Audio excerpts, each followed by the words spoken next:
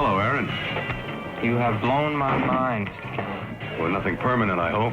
1970 to 71 was the season network television completely lost its mind. CBS was about to launch The Rural Purge, the deliberate massacre of all their countrified hits like Green Acres and Mayberry RFD to make room for the new urban sitcoms. NBC was throwing comedy stars at the wall. ABC was throwing dramas at the wall. None of it was sticking. The network brought in legendary names Andy Griffin, Don Knotts, Tim Conway, Danny Thomas, Burt Reynolds, Lee J. Cobb, Ralph Bellamy. They put them all on the air. They canceled them all by spring. Today we're counting down 10 forgotten 1970 to 71 TV disasters. Stick around for number 1. Mayberry's sheriff finally got his own show. The audience did not show up. Number 10. The Immortal, ABC. You must be the doctor that called me about that pint of blood I gave. Dr. Pierce.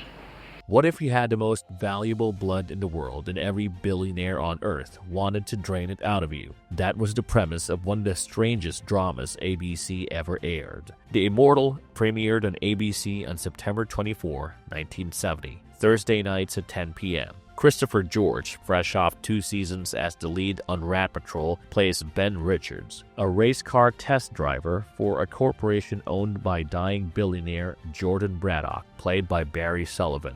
After Richards donates a pint of blood to Braddock during a medical emergency, doctors discover Richards' rare O-negative blood contains every known antibody. It cures Braddock instantly. Richards is now, in the doctor's exact words, virtually immortal. He cannot get sick. He ages at 1/5 the normal rate. Braddock decides to imprison Richards and keep him as a personal blood bank. Richards escapes. He spends the rest of the series on the run from a series of dying billionaires, pursued by mercenary Fletcher, played by Don Knight. He also searches for his long-lost brother, who may share his immortal blood. Based on the 1962 James Gunn novel The Immortals, music by Dominic Frontier, who had composed the iconic theme for The Outer Limits, produced by Paramount Television. 15 episodes plus the pilot aired. ABC canceled it January 14, 1971. The Fugitive with Vampire Energy.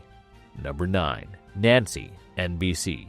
In June 1971, President Richard Nixon's daughter, Tricia, married Edward Cox in the White House Rose Garden. It was the biggest celebrity wedding of the year. 12 months earlier, NBC and Sidney Sheldon had bet on exactly this kind of cultural fascination. They built a sitcom around it. Nancy premiered on NBC on September 17, 1970, Thursday nights at 9:30 p.m. Renee Jarrett played Nancy Smith, the 21-year-old daughter of the current President of the United States, who is never seen on screen. While vacationing in Center City, Iowa, Nancy meets local veterinarian Dr. Adam Hudson, played by John Fink. They fall in love. Their romance is constantly interrupted by Secret Service agents, hovering reporters, and Nancy's stern chaperone Abby Townsend, played by Oscar winner Celeste Holm. Created and entirely written by Sidney Sheldon, who had just finished his run as creator of I Dream of Jeannie, Sheldon wrote every single episode himself under 3 different pseudonyms to disguise the workload. 17 episodes aired. NBC canceled it January 7, 1971. According to a story Sheldon later told privately, pressure from the actual Nixon administration helped get the show killed. Sheldon then quit television entirely, returned to writing novels, and became one of the best-selling authors of the 20th century. Number 8. The Young Lawyers, ABC. How about taking a picture of the war hero with his old man?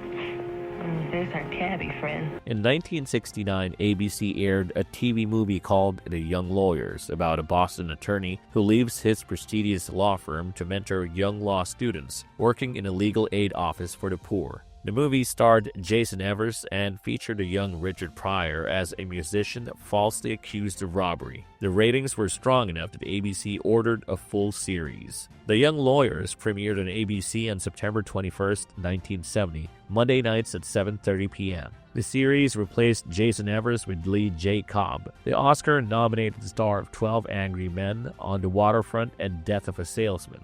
Cobb plays David Barrett, the senior Boston attorney running the neighborhood law office. Zalman King plays Aaron Silverman, the idealistic lead law student. Judy Pace plays Pat Walters, Philip Clark plays Chris Blake. The series was a who's who. Sci-fi legend Harlan Ellison wrote multiple episodes. Lalo Schifrin, the composer of the Mission Impossible theme, scored the show. Guest stars included Martin Sheen, Richard Dreyfuss, Meredith Baxter, and Russell Johnson, the future professor from Gilligan's Island. The show earned Golden Globe nominations for Best Drama and Best Supporting Actor for Zalman King.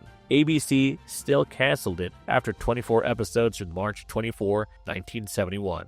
Lee J. Cobb's last regular network series ended quietly opposite Gunsmoke on CBS. Number 7. The Most Deadly Game, ABC. How do you detect when you're detecting? Well, sometimes gingerly. Sometimes. In December 1969, Aaron Spelling produced an ABC television movie called Run, Simon, Run, starring Burt Reynolds and Inger Stevens. During production, Reynolds and Stevens became romantically involved. Spelling, taken with Stevens' beauty and screen presence, immediately began developing a series specifically built around her. The show was called Zigzag. It would star Stevens alongside Ralph Bellamy and George Maharis as 3 criminologists who only took on unusual murder cases. In the spring of 1970, Reynolds and Stevens broke up. A few days later, on April 30, 1970, Inger Stevens, who had attempted suicide in 1959, attempted again.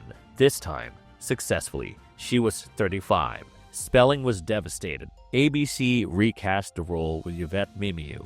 The show was renamed The Most Deadly Game and premiered 4 months late. The Most Deadly Game debuted on ABC on October 10, 1970, Saturday nights at 9:30 p.m. Ralph Bellamy played Ethan Arcane, the cerebral elder. George Maharis, returning to television after Route 66 made him a star a decade earlier, played the active investigator Jonathan Croft. Yvette Mimieux played Vanessa Smith. Guest stars included Billy D. Williams, Daniel J. Travanti, a decade before Hill Street Blues, Jeff Bridges, and Jessica Walter. 12 episodes aired. ABC canceled the show January 16, 1971.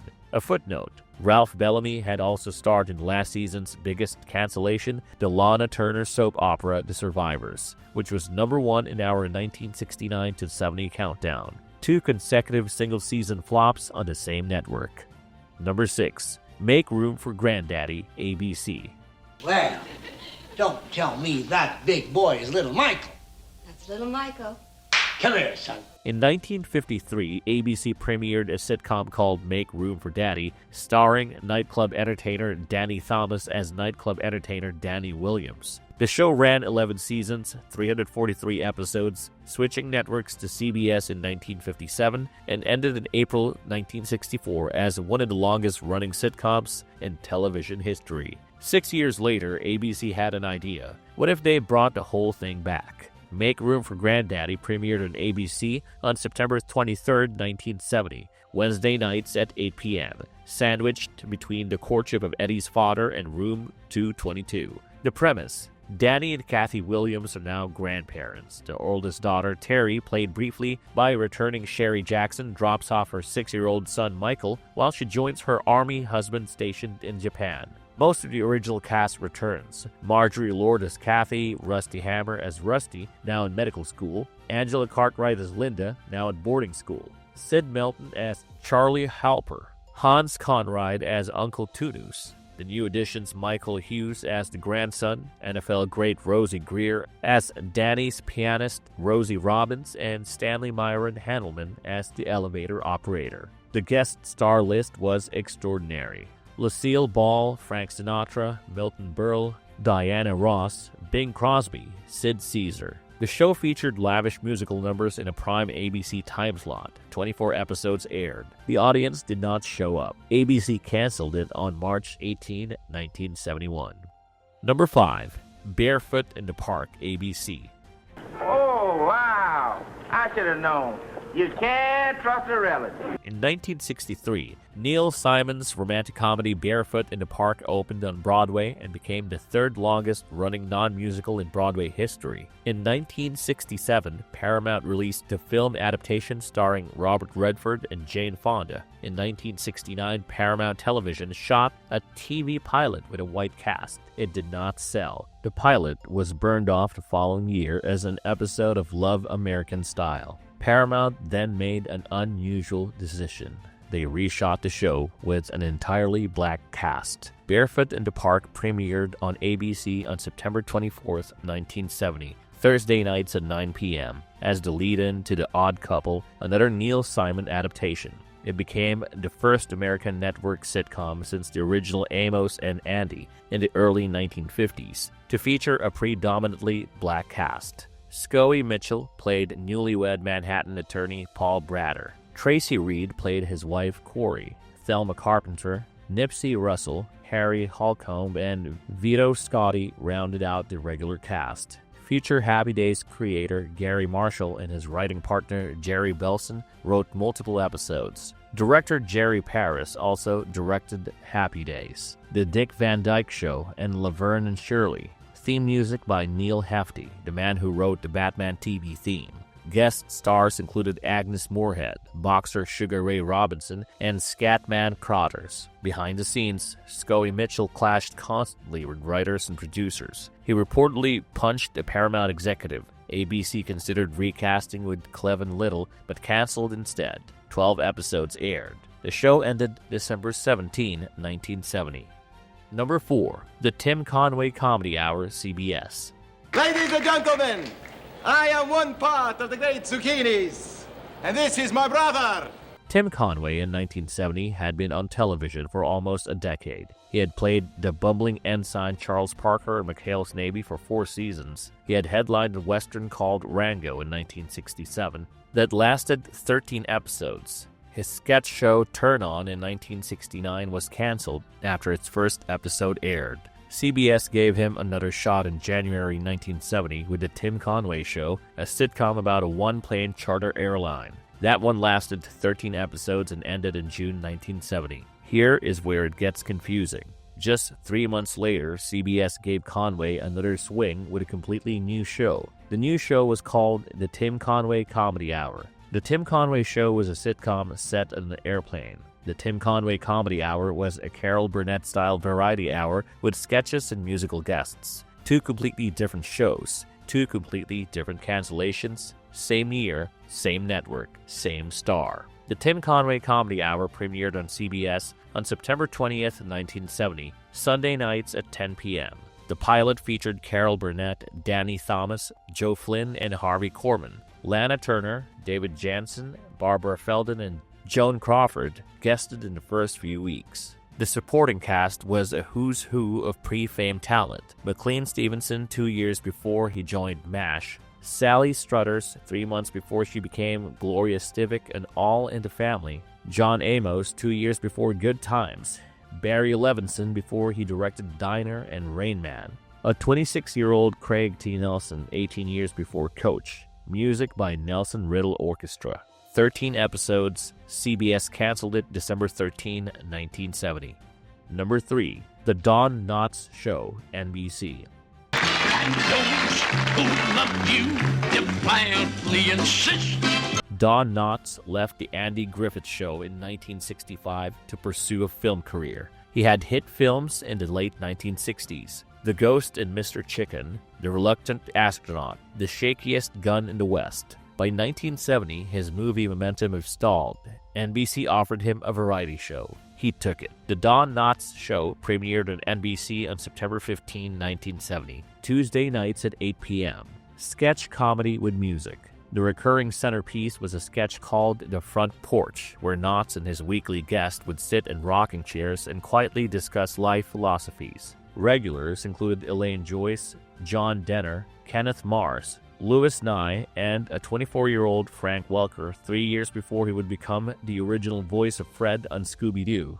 Gary Berghoff appeared as a regular just months after playing Radar O'Reilly in the MASH film and 2 years before he played the same role in the TV series. Guest stars included Roy Rogers, Dale Evans, Tony Randall, Mama Cass Elliott, Donald O'Connor, Irene Ryan, and the Carpenters. 24 episodes aired.